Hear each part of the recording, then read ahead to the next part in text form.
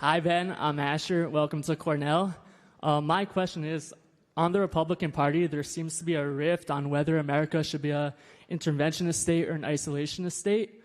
You kind of spoke about this briefly. What do you think the starting original concept of the isolationist argument was, and how do you deconstruct that? Okay, so I think that there is a long history inside the Republican Party of this exact debate.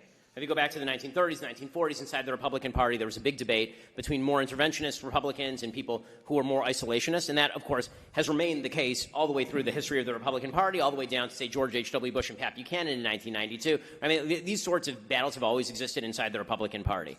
And I think that one battle that is worth always having discussions about is less about the broad-based ideology and more about the proper application and use of force.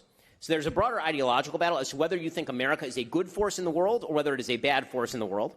There is one wing of the Republican Party that seems to have taken up the view that America is a nefarious force in the world, and that wherever America spreads power, things get worse. That sort of horseshoes around to meet Noam Chomsky on the far left, and I find that to be factually wrong and also morally idiotic.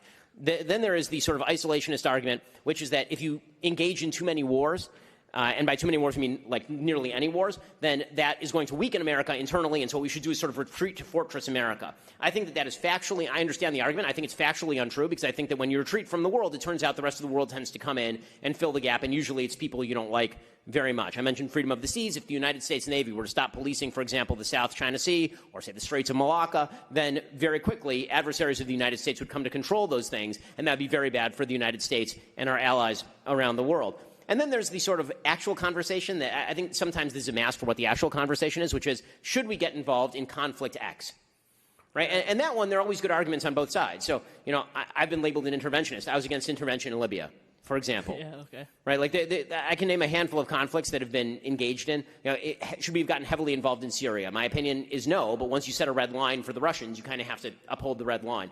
There are a lot of kind of variables in terms of should you get engaged in a particular conflict. But the thing that I'm afraid of, on the right and the left, is this burgeoning isolationism that's rooted in an anti-American view of the world, which is that America, and that basically everything bad that happens in the world is a result of blowback to America's overreach and interventionism. And I think that that is a stupid point of view, because it assumes that the only people on earth who have agency are the Americans.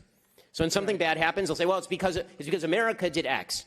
Right? It's because America did this and got involved here. That's why this happened. Or maybe there are other people on earth who have different interests than ours, and those are in constant conflict.